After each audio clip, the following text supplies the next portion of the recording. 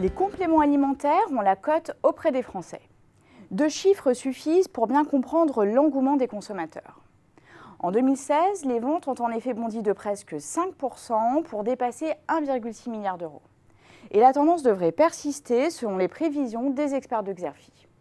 Il faut dire que le taux de pénétration reste encore modeste. 45% en France contre 75% aux États-Unis.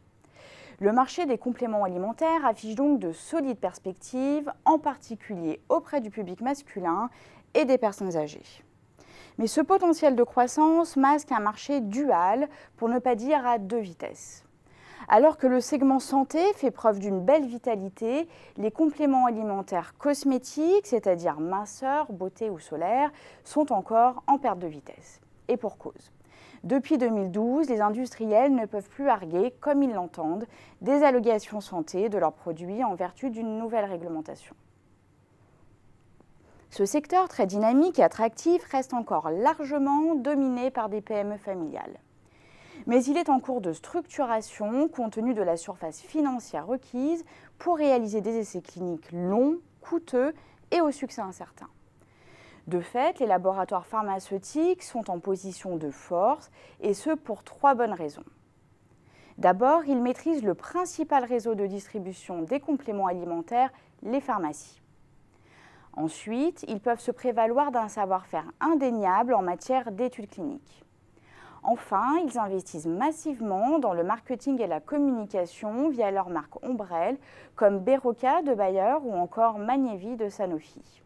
Des marques ombrelles de compléments alimentaires qui, au passage, permettent aux labos de contourner l'encadrement strict des médicaments. La structuration du secteur passe également par l'incursion de plusieurs fonds d'investissement dans le capital des spécialistes.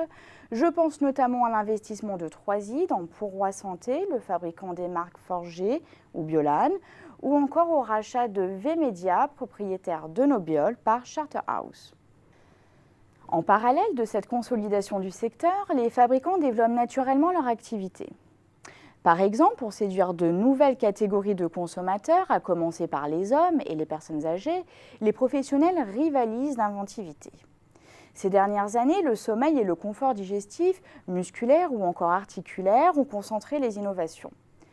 Par ailleurs, les promesses de niche gagneront en popularité à l'image de Prémana avec sa gamme grossesse ou encore de Phytobiol avec Bird Glazer pour la croissance des poils du visage.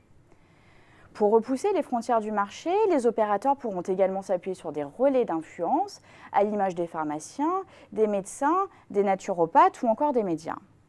Sans oublier l'importance du numérique dans les stratégies marketing, services de coaching en ligne, information personnalisée, réalisation de profils nutritionnels sur certaines plateformes ou encore publication de recettes. Dernier levier de développement pour les fabricants, la croissance externe. Car oui, la taille des concurrents apparaît de plus en plus comme une source d'avantages concurrentiels dans ce secteur.